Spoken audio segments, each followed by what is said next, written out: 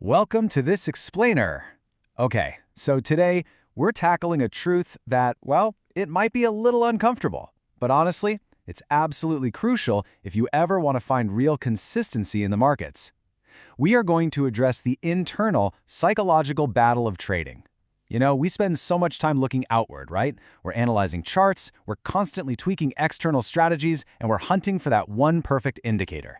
But the reality is, the real game isn't actually happening on your screen. It's happening entirely inside your own mind. Now, tell me if you've ever been here. Your strategy, it's completely sound.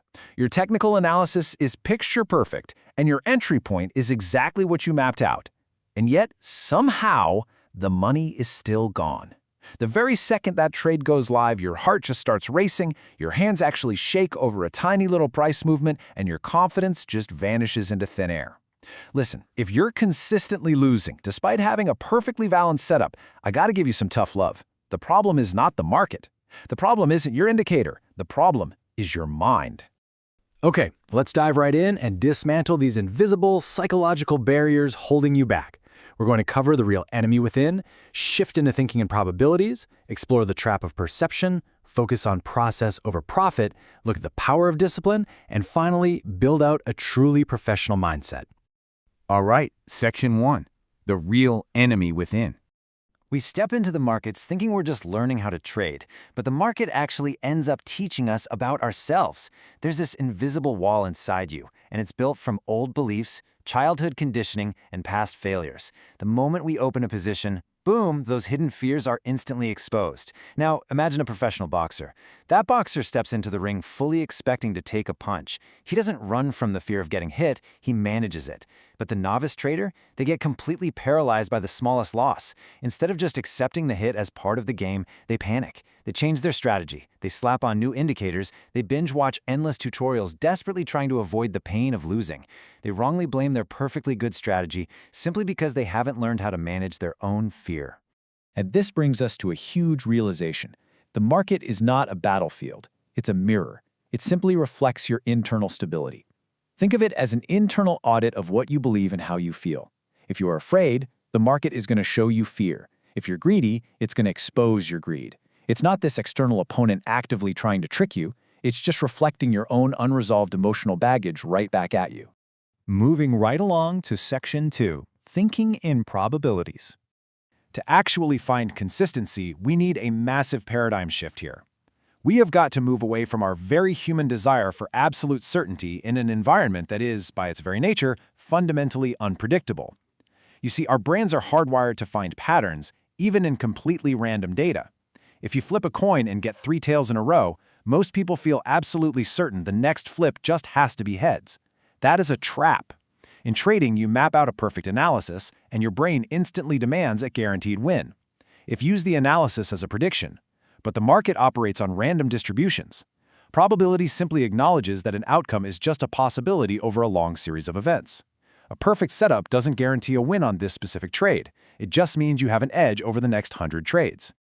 Now, what's really interesting here is the casino owner mindset. Think about it. If a player wins 5 hands of blackjack in a row, does the casino owner panic? Absolutely not, because the casino owner knows that over thousands of hands, the house has a 55% statistical edge.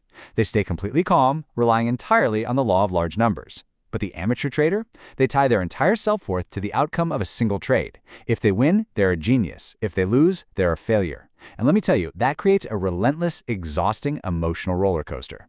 Which leads us to Section 3, the trap of perception. We all love to think we view the market objectively, right? But the truth is, our internal emotional state literally alters the raw data we see on our screens.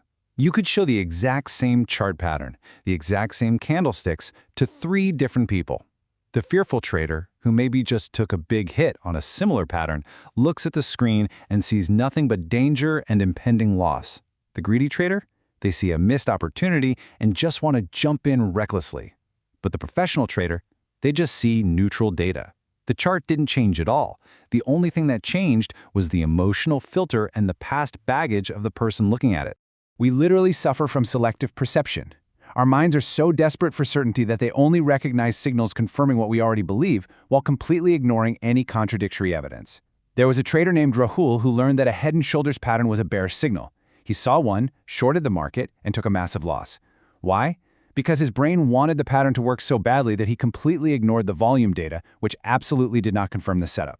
Or, consider a trader using MACD and RSI. If one confirms their bias and the other doesn't, they'll literally just ignore the contradictory indicator just to take the trade. The data isn't tricking you, your own perception is. All right, on to Section 4, process over profit.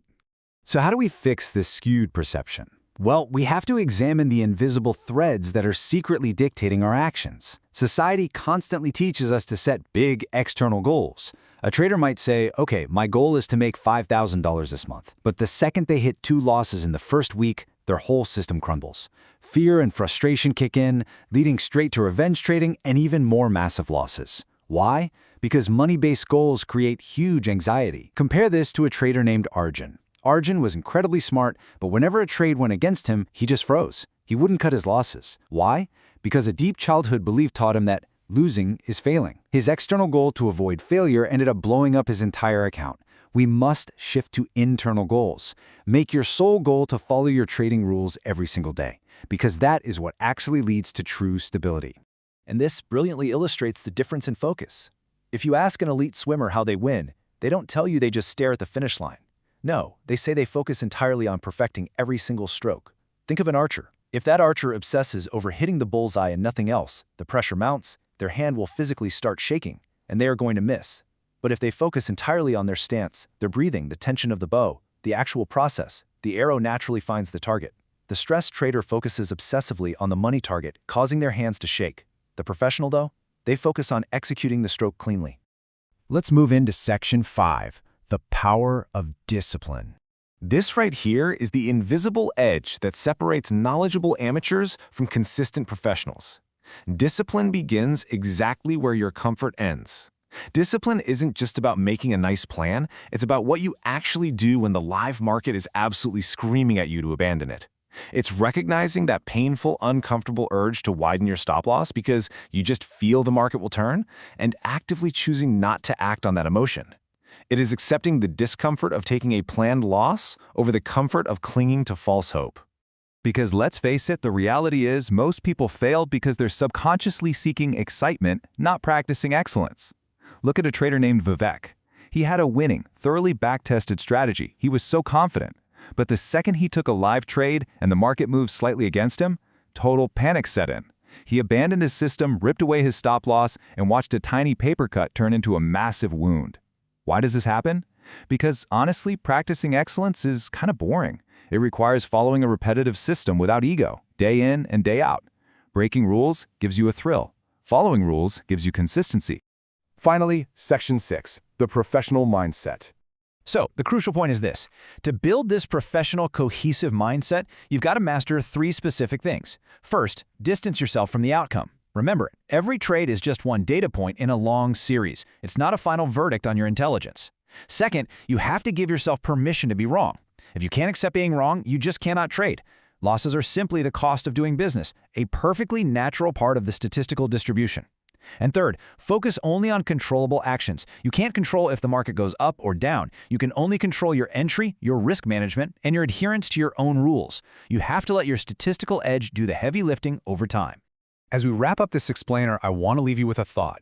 Really let this sink in to instigate a true paradigm shift. Ask yourself honestly before you take your very next trade, are you here to control the result or are you here to follow the process? Because the amateur desperately tries to control the market, but the professional masters themselves. Keep your mind focused, embrace the process, and I'll catch you in the next explainer.